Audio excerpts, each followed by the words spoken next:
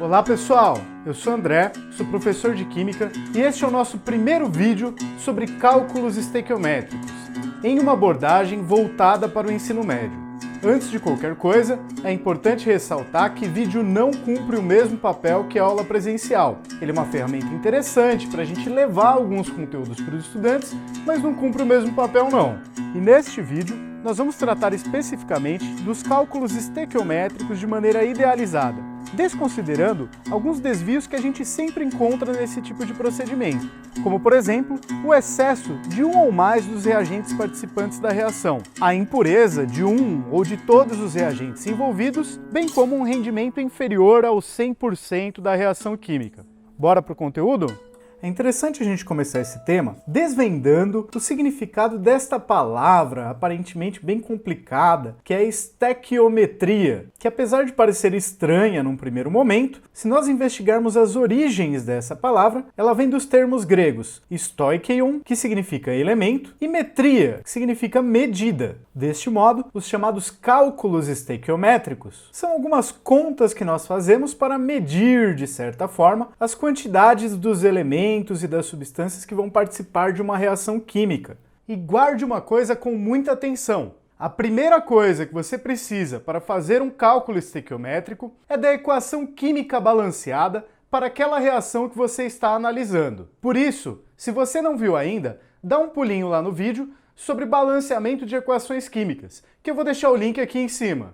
Conhecendo então a equação química balanceada para o processo químico que você quer investigar, onde você tem a contabilidade certinha dos elementos e das substâncias químicas envolvidas naquele processo, você pode então dar início aos seus cálculos estequiométricos para seja qual for a reação química. Nestes exemplos aqui que eu já trabalhei no vídeo passado, nós temos inicialmente a combustão incompleta do carbono, talvez proveniente ali de um carvão mineral, que é uma reação de carbono com gás oxigênio, formando monóxido de carbono. Por isso que ela é uma combustão incompleta. Se fosse completa, o produto formado seria o CO2, é outra reação química. Ao balancear esta equação química, nós temos que 2 mols de carbono reagem com 1 mol de gás oxigênio, formando 2 mols do monóxido de carbono. E esta outra equação química é a reação entre o óxido de ferro 3 ou óxido férrico, com fórmula Fe2O3, com o monóxido de carbono, CO, formando como produtos ferro e CO2, dióxido de carbono. Esta equação química balanceada está representada aqui embaixo. 1 mol de Fe2O3 mais 3 mols de CO, formando 2 de ferro mais 3 de CO2. Acontece que muitas vezes nós não queremos analisar as quantidades envolvidas em uma única reação química, mas sim em um conjunto de reações químicas sequenciadas que estão envolvidas em um certo processo. Desta forma, é possível somar equações químicas parciais para obter uma reação global, uma reação geral do processo. E um exemplo disso pode ser encontrado pela combinação das mesmas duas equações químicas que nós acabamos de discutir, a combustão incompleta do carbono e a reação do óxido de ferro 3 com o monóxido de carbono, CO. E esta combinação é interessante, pois são as duas reações químicas mais importantes envolvidas na transformação do minério de ferro em um precursor do metal ferro e do próprio aço que nós utilizamos, processo que ocorre nos altos fornos das siderúrgicas, e que em breve eu vou colocar um vídeo aqui no canal discutindo um pouco mais esse processo. E aí eu deixo o link aqui em cima para vocês. Neste processo, em 2 etapas, com 2 reações químicas sequenciadas, nós temos uma primeira reação que forma como produto o CO, monóxido de carbono, e uma segunda reação, onde o óxido de ferro presente no minério reage com o monóxido de carbono para formar o ferro metálico, da forma como nós utilizamos. Acontece que da forma inicial como essas equações químicas estão escritas, a gente tem um certo desajuste na quantidade de monóxido de carbono, CO, formada pela primeira reação, e na quantidade dessa substância utilizada na segunda reação, de um modo que é interessante nós ajustarmos a primeira equação química de forma que a quantidade de monóxido de carbono produzida na primeira seja a mesma quantidade de monóxido de carbono consumida na segunda equação química. E se na primeira equação química eu tinha 2 mols de monóxido de carbono sendo formados, e para a segunda reação química eu preciso de 3 mols dessa substância para atuar como reagente, se eu multiplicar todos os coeficientes estequiométricos da primeira reação química por 3 e dividir por 2, eu tenho para o carbono 3 vezes 2, 6, dividido por 2, 3 carbonos. Para o oxigênio, 3 vezes 1, 3, dividido por 2, 3 sobre 2 de oxigênio. E para o CO, se eu tinha na reação original 2 mols de CO sendo formados, multiplicando por 3 eu tenho 6, dividindo por 2 eu passo a ter 3 mols de CO formados no produto, justamente a quantidade que é necessária para ser utilizado na segunda etapa, na segunda reação química.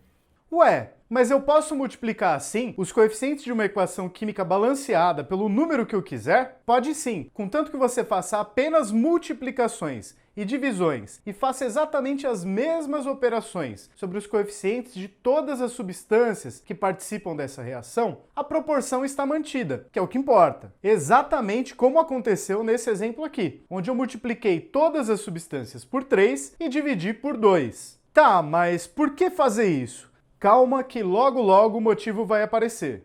E o motivo de eu fazer esse ajuste todo para obter como produto, na primeira reação, 3 mols de CO, que é a mesma quantidade que essa substância aparece como reagente na segunda reação, é justamente para que eu possa somar as duas equações químicas parciais de um modo que todo monóxido de carbono, CO, produzido na primeira reação, seja consumido na segunda reação, fazendo com que, na verdade, essa substância, monóxido de carbono, suma da minha reação global. E aqui o procedimento é muito semelhante ao que nós fazemos quando nós somamos equações matemáticas. O que está antes de um sinal de igual de uma equação química e o que está depois do sinal de igual de outra equação química podem se cancelar, contanto que estejam na mesma quantidade. E aqui você pode pensar, tanto nas equações matemáticas como nas equações químicas, como aquelas balanças de equilíbrio entre dois pratos. Na matemática, o sinal de igual diz que o que está antes dele é igual ao que está depois. Na química, já que os elementos se conservam, a quantidade de um certo elemento que está antes da seta tem que ser igual à que está depois. Mas se eu pego não uma, mas sim duas balanças equilibradas e transfiro os conteúdos de um dos pratos da primeira para um dos pratos da segunda e do outro prato da primeira para o outro prato da segunda, a balança continua equilibrada, não continua? Em matemática, eu posso continuar usando o sinal de igual, e em química, a equação continua balanceada. Mas vamos pensar agora nesse caso do CO. Por que ele some da equação global? Bom, se eu somar as equações químicas e mantiver os 3 COs de cada lado, a equação está balanceada, não está? Se eu tirar 3 COs de um lado, a balança desequilibra. Mas se eu tirar também 3 COs do outro, a balança volta a estar equilibrada. Mas tem mais do que isso. Se eu imaginar uma reação química, onde eu consuma 3 COs como reagente e forme 3 COs como produtos, na prática é como se o CO não tivesse nem participado da reação, e eu posso eliminá-lo da representação. Somando então o que sobrou da equação química, depois que os COs foram eliminados, nós teremos 1 mol de Fe2O3, mais 3 mols de carbono, mais 3 sobre 2 mols de O2, como reagentes da minha equação global, e como produtos, 2 mols de ferro e 3 mols de CO2. E esta seria a minha equação global para um processo químico que envolvesse essas duas reações químicas, sequenciadas, relacionadas uma com a outra. Mas não se preocupe, esse procedimento que eu fiz aqui é só se você tiver realmente 2 ou mais equações químicas. Se tiver só uma equação química, balanceou, já está pronto para começar o cálculo estequiométrico.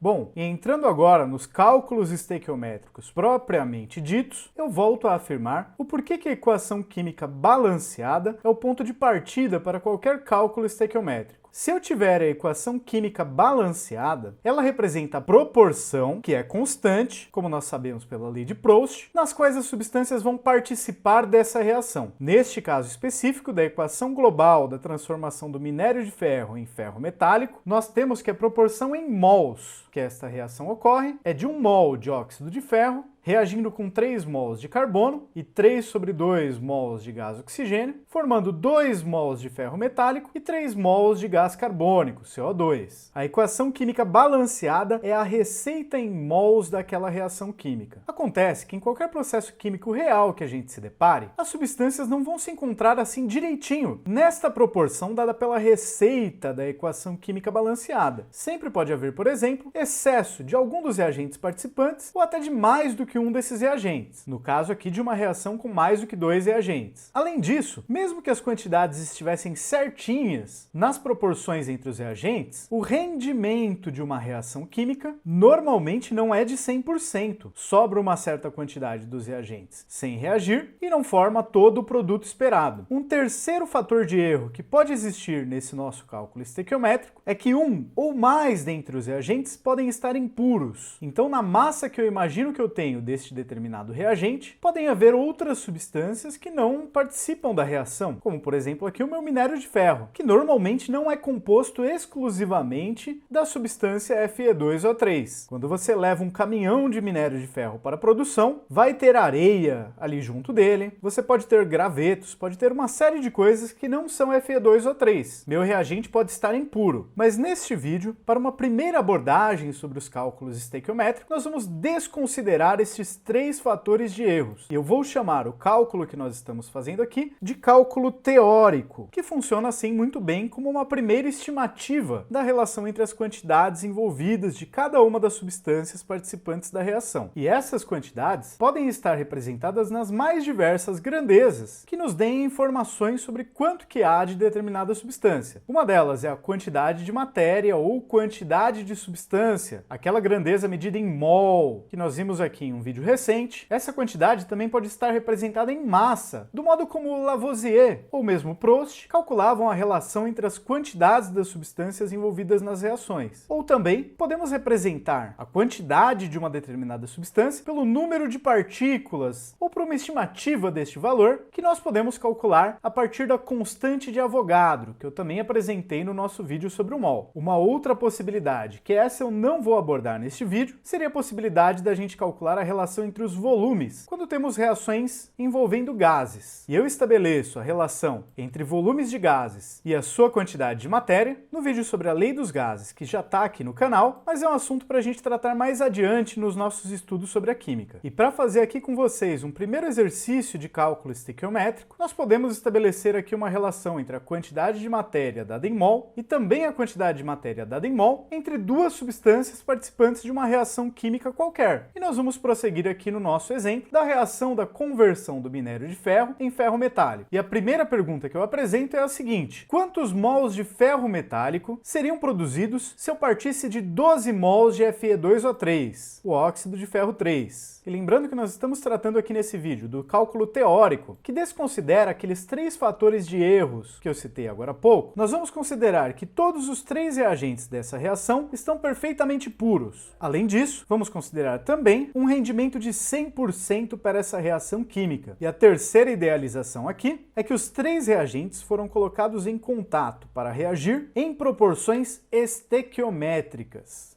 Mas o que será que quer dizer em proporções estequiométricas? Quer dizer que as substâncias estão presentes na proporção exata da equação química balanceada. E a minha equação química balanceada não é a receita em mols para a reação química? Deste modo, se a reação é de 1 mol de Fe2O3 com 3 mols de carbono e 3 sobre 2 mols de O2, formando 2 mols de ferro e 3 mols de CO2, a minha pergunta que relaciona quantos mols de ferro metálico seriam produzidos a partir de 12 mols de Fe2O3 envolve aqui a relação entre apenas 2 dessas substâncias. Quantos mols de ferro metálico serão produzidos a partir de uma certa quantidade em mols de Fe2O3. E se a gente não esquece do nosso bom e velho Proust, as proporções são constantes em uma dada equação química balanceada. Em massa, como foi no caso dos estudos do Proust, mas também em quantidade de substância ou quantidade de matéria dada em mols. De um modo que, se 1 mol de Fe2O3, de acordo com a receita da equação química balanceada, produz 2 mols de ferro, 12 mols de Fe2O3, que foi o dado do exercício, produzirão quanto? E aqui, como praticamente em tudo quando se fala de cálculo estequiométrico, nós podemos usar a famosa regra de 3. Só que sempre é importante a gente saber por que a gente pode fazer isso. E o motivo é que nas reações químicas, as quantidades se relacionam de maneira diretamente proporcional. Cada um de Fe2O3 produz 2 de ferro neste exemplo. E além disso, a gente também poderia dizer que as quantidades de duas substâncias em uma reação química se relacionam matematicamente por meio de uma função de primeiro grau. Mais especificamente ainda, uma função de primeiro grau, onde se uma das quantidades é igual a zero, a da outra também será zero. E se 1 mol de Fe2O3 produz 2 mols de ferro metálico, 12 mols de Fe2O3 produzirão X. E aqui nesse caso nem precisava fazer a tal da regra de 3, né? Já que 1 produz 2, 12 produzirão 12 vezes 2. Ou seja, a resposta para essa pergunta, de quantos mols de ferro metálico seriam produzidos a partir de 12 mols de Fe2O3, é que serão produzidos 2 vezes 12, 24 mols de ferro metálico. Aqui em um segundo exemplo, nós queremos calcular a relação massa-massa. Massa de uma substância com a massa de outra substância envolvida na mesma reação. Para isso, nós precisaremos também usar as chamadas massas molares. E a pergunta que eu apresento é a seguinte: qual é a massa? Quantos gramas de carbono seriam necessários para converter 1 kg de Fe2O3 em ferro metálico? As quantidades que nós queremos relacionar são o carbono, que eu tenho 3 mols na equação química balanceada, e o Fe2O3, que eu tenho apenas 1 mol. Poxa, mas a equação química balanceada me dá a receita em mols da reação química. Mas nesse caso eu preciso da receita em massa. Como é que faz? Bom, a gente vai precisar traduzir quantidades em mols para quantidades em gramas. Mas como é que faz isso mesmo? E essa tradução será feita pelas chamadas massas molares, que, como a sua própria unidade já diz, apresenta para uma dada substância quantos gramas de substância eu tenho para cada mol, quantos gramas por mol. Então, se a minha receita diz que eu tenho 1 mol de Fe2O3 reagindo com 3 mols de carbono e 3 sobre 2 mols de O2 para formar 2 mols de ferro e 3 mols de CO2, eu posso traduzir essa receita dada em mols através da massa molar de cada uma das substâncias químicas envolvidas. E aqui neste caso vou traduzir a receita inteira só pela questão do exercício, sendo que na verdade nós precisamos apenas da tradução da parte do Fe2O3 e do carbono. E para calcular as massas molares, nós precisamos inicialmente calcular as massas moleculares, a partir das massas atômicas dos elementos que nós temos aqui. E podemos encontrar também em uma tabela periódica. Começando pelo Fe2O3, nós vemos pela sua fórmula que ele tem 2 átomos de ferro e 3 átomos de oxigênio. Como a massa do ferro é 56U, sua massa molecular será 2 vezes, porque tem 2 ferros, 56U, mais 3 vezes 16 unidades de massa atômica. 3 vezes 16U. 2 vezes 56U são 112U, mais 3 vezes 16U, 48U. Somando aqui 112U com 48U, dá 160U. E como a relação entre massa molecular e massa molar é que se um indivíduo tem 160U, 1 mol tem 160 gramas, a massa molar do Fe2O3 é 160 gramas para cada mol, 160 gramas por mol. Traduzindo aqui a receita, 1 mol vezes 160 gramas por mol, mol com mol se cancelam e eu tenho como resultado 160 gramas. O carbono, que nós também vamos usar, nós temos carbono sem nenhum índice aqui. Então a fórmula da substância é C. Como a massa atômica do carbono é 12U, a massa de um indivíduo C é 12U. 1 mol de carbono tem, portanto, uma massa de 12 gramas. A massa molar do carbono é 12 gramas para cada mol, 12 gramas por mol. Se a minha receita dizia que eu tinha 3 mols de carbono na proporção da reação química, 3 mols vezes 12 gramas para cada mol, mol se cancela com mol, e eu tenho 36 gramas de carbono na receita dessa reação. Fazendo aqui rapidinho para os demais que a gente nem vai usar, nem precisava fazer. A substância O2 tem massa molecular de 2 vezes 16U, que é a massa atômica do oxigênio, que dá 32U. Massa molar, 32 também, gramas por mol. 3 sobre 2 mol, 1 mol e meio, vezes 32 gramas por mol, mol com mol cancela,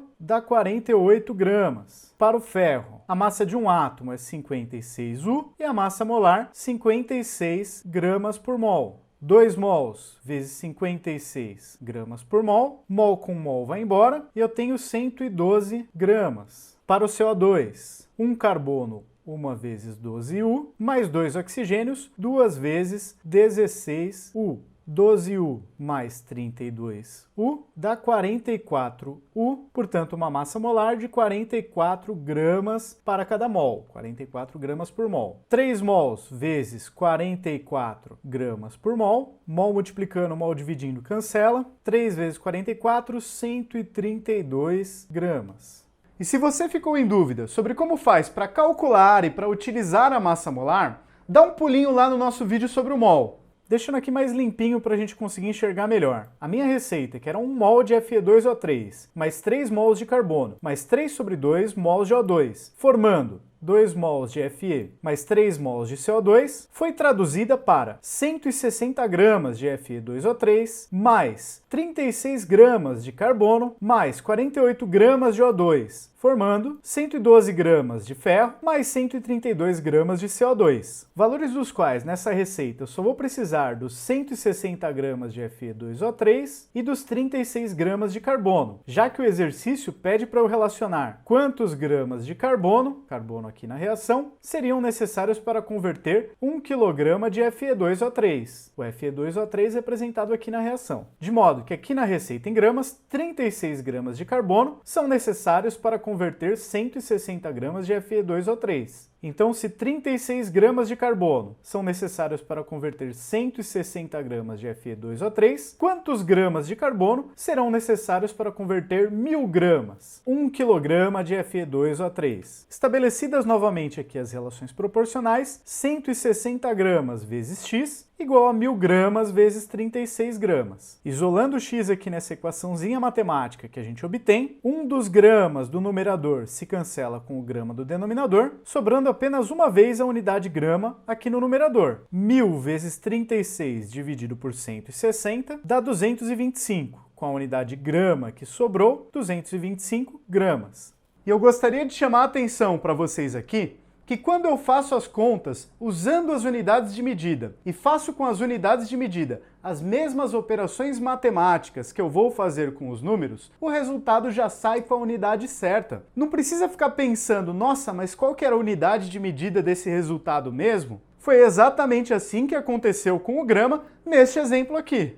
Em mais um exemplo aqui de cálculo teórico, onde eu não considero impurezas, excessos de reagentes ou rendimento menor do que 100% para a reação química, nós vamos calcular aqui a relação entre a estimativa do número de moléculas, de partículas de uma dada substância e a quantidade de substância ou quantidade de matéria dada em mol para outra substância. Eu poderia fazer aqui com o número de partículas do mesmo modo que eu fiz com a quantidade de matéria dada em mol ou que eu fiz com a massa, onde eu comparava mol-mol ou massa-massa. Mas se eu comparasse número de partículas com número de partículas, a conta seria exatamente a mesma que foi feita em mol-mol. Se 1 mol de óxido de ferro reage com 3 mols de carbono, uma unidade de óxido de ferro reage com 3 unidades de carbono, já que a porção mol tem a mesma quantidade de partículas, aproximadamente 6 vezes 10 a 23, para seja qual for a substância envolvida. Então vamos relacionar aqui número de partículas com quantidade de matéria, que fica um pouco mais variado o exercício. E a pergunta aqui é a seguinte: quantas moléculas, quantos objetos minúsculos do mundo do muito pequeno de gás oxigênio serão consumidas para converter 5 mol de Fe2O3 em ferro metálico? Na relação entre as quantidades de O2 e Fe2O3. Quantas moléculas de O2 para 5 mols de Fe2O3? O ferro metálico aqui é só o que vai ser produzido a partir da reação. E aqui também é simples, nós já temos a relação em mols, dada pela equação química balanceada. 1 mol de Fe2O3 reage com 3 sobre 2 mol de O2. A proporção em mols já está bem estabelecida pela equação química balanceada. Só que eu não quero a relação entre mols de Fe2O3 e mols de O2. Eu quero a relação entre mols de Fe2O3 e moléculas de O2. Bom, Um mol de O2, assim como um mol de qualquer coisa, tem em torno de 6 vezes 10 a 23 partículas microscópicas. 3 sobre 2 mols de moléculas de O2 tem 3 sobre 2 vezes 6 vezes 10 a 23 moléculas de O2. Eu posso resolver aqui essa continha ou mesmo deixar para depois. 3 e 6, 18 sobre 2, 9 vezes 10 a 23 moléculas. Um mol de Fe2O3 reagiria com 9 vezes 10 a 23 moléculas de O2. Mas normalmente eu prefiro deixar para resolver no final. Estabelecendo novamente aqui as relações proporcionais, um mol de Fe2O3 reagirá com 3 sobre 2 vezes 6 vezes 10 a 23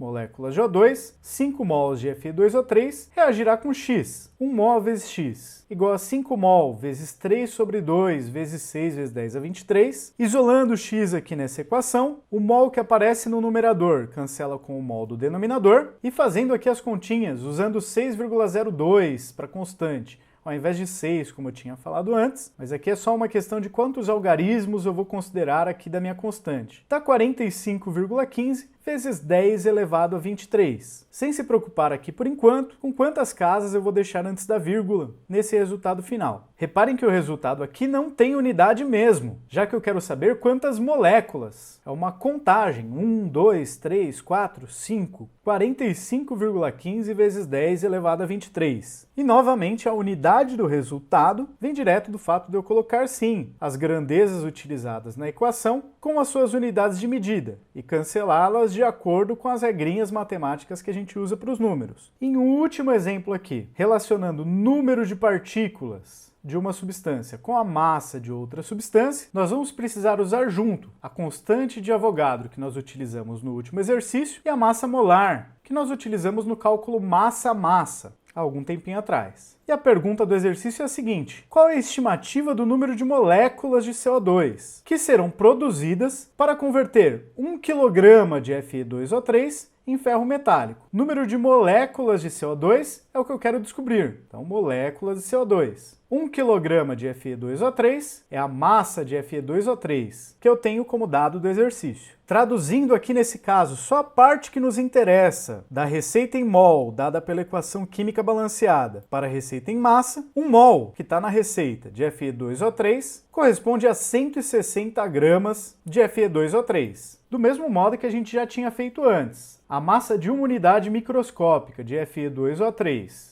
é 2 vezes 56, que é a massa do ferro, mais 3 vezes 16, que é a massa do oxigênio, dando 160 U, e portanto uma massa molar de 160 gramas para cada mol, 160 gramas por mol. 1 mol de Fe2O3, que é o que está na receita, vezes 160 gramas por mol com mol se cancela, 160 gramas, é a tradução dessa parte da receita. 1 mol de CO2 teria 6,02 vezes 10 a 23 moléculas. 3 vezes essa quantidade, 3 mols de CO2, terão 3 vezes 6,02 vezes 10 elevado a 23, 18,06 vezes 10 a 23 sem unidade. E aqui eu já tenho também a minha receita com todas as grandezas traduzidas para a forma que me interessa. 160 gramas de Fe2O3 reagirão formando 18,06 vezes 10 a 23 moléculas de CO2. 160 gramas do óxido férrico formam 18 vezes 10 a 23 moléculas de CO2. 1000 gramas, 1 kg do óxido férrico formará X. 160 gramas vezes X é igual a 1000 gramas vezes 18,06 vezes 10 a 23. Isolando o X na equação formada e cancelando o grama do numerador com o grama do denominador, dá para mim como resultado 7,5 vezes 10 elevado a 23. E este resultado aqui seria o número de moléculas de CO2 formadas pela conversão de 1000 gramas do minério em ferro metálico.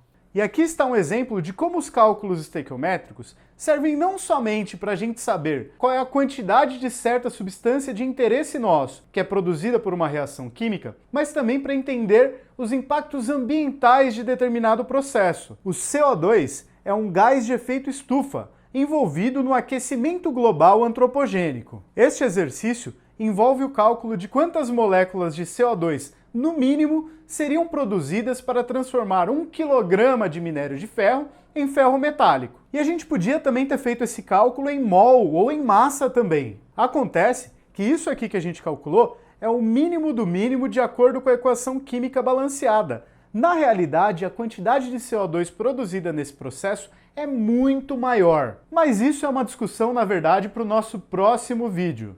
E para fechar, eu apresento aqui uma tabelinha representando as diversas combinações possíveis entre quantidade de substância, dada em mol, massa, dada em gramas, por exemplo, e número de partículas, que a gente poderia combinar em diversos cálculos estequiométricos. Como eu tenho 3 possibilidades de grandezas conhecidas, quantidade de substância, massa e número de partículas, e também 3 possibilidades de grandezas a serem calculadas, quantidade de substância, massa e número de partículas, existem 9 combinações possíveis aqui de exercícios que a gente poderia ter resolvido. Mas eu espero demonstrar aqui para vocês que realmente não era necessário fazer todos esses. Quantidade de substância dada em mol, como grandeza conhecida, e quantidade de substância também dada em mol, como grandeza calculada, foi o que a gente fez no primeiro exercício. A gente partia da equação química balanceada e estabelecia as relações proporcionais de quantos mols de uma grandeza com quantos mols da outra grandeza. Então a primeira possibilidade, verificada. No segundo exercício, nós conhecíamos a massa de uma substância e queríamos saber a massa da outra. E reparem que a massa, que é aquela que a gente é muito mais familiarizado do que o mol, foi o que deu mais trabalho. Primeiro eu precisava traduzir a receita dada em mol da equação química balanceada para a receita em massa, calculando as massas molares. Depois, com a receita em massa da equação química balanceada, eu estabeleci a relação de proporção entre as massas das substâncias envolvidas. Segundo caso aqui, grandeza conhecida dada em massa e grandeza calculada também em massa, também verificado. Já o terceiro caso, para grandeza conhecida dada em número de partículas e grandeza calculada também dada em número de partículas, nós não chegamos a fazer um exemplo, mesmo porque eu comentei que seria exatamente a mesma coisa do que o cálculo mol para mol. Então a gente não fez aqui, mas é como se tivesse feito. O próximo exemplo tinha como grandeza conhecida uma quantidade dada em mol, quantidade de substância, e como grandeza desconhecida o número de partículas. Além da simples relação de mol para mol, que a equação química balanceada já me dá, eu só tive que usar a constante de Avogadro, que me dá quantas partículas existem em cada mol, estabelecer as relações proporcionais e assim chegar no resultado. Grandeza conhecida, quantidade de substância dada em mol, grandeza desconhecida, número de partículas, foi feito também. O último exercício relacionava uma quantidade conhecida de uma massa de um certo reagente e me perguntava quantas moléculas, quantidade desconhecida, eu teria no produto. Novamente, assim como no outro exemplo que usava a massa, nós tivemos um trabalhinho a mais para calcular a massa molar da substância que tem sua grandeza dada em massa e tivemos que relacionar, como no último exemplo, uma quantidade em mol com a quantidade de partículas, por meio da constante de Avogadro, quantas partículas há em cada mol da substância, estabelecendo as relações proporcionais com massa conhecida e número de moléculas desconhecido. Mais um caso aqui que nós chegamos a fazer o exemplo. Bom, esses dois últimos aqui não teve exemplo, mas eles nada mais são do que a inversão entre grandeza calculada e grandeza conhecida, só muda quem é o x, quem é a incógnita, no primeiro deste exemplo aqui e no segundo deste outro exemplo aqui. Então mais dois que não foram exatamente feitos, mas estão indicados aqui o caminho. E por fim, os dois únicos que eu não fiz, mas que são espelhados inclusive, é um com a grandeza conhecida dada em mol, é a grandeza calculada dada em gramas, e o outro, o inverso, com a grandeza conhecida dada em gramas, é a grandeza calculada dada em mols. Mas que nada mais são do que a combinação dos raciocínios que nós usamos no exercício massa-massa com os raciocínios muito mais simples do exercício mol-mol. Então, em cada um desses dois casos, eu vou ter um pouco mais de trabalhinho na parte da massa, no primeiro aqui na parte calculada e no último aqui na grandeza conhecida, e a parte em mol, nesse daqui na grandeza conhecida, neste outro na grandeza calculada, é muito mais simples, vem direto da equação química balanceada. Então, dá para dizer que, embora não resolvidos explicitamente, as ideias necessárias para fazer esses cálculos nesses dois casos também foram apresentadas aqui. Bom, pessoal, é isso aí. Eu espero que vocês tenham gostado. E no próximo vídeo dessa sequência, nós vamos tratar especificamente dos desvios que podem acontecer em um determinado cálculo estequiométrico, como, por exemplo, o excesso ou até a impureza de um ou mais reagentes participantes da reação, além também, é claro, do rendimento inferior a 100% que ocorre nas reações químicas. Muito obrigado pela atenção, fiquem de olho nos próximos vídeos do canal e até mais!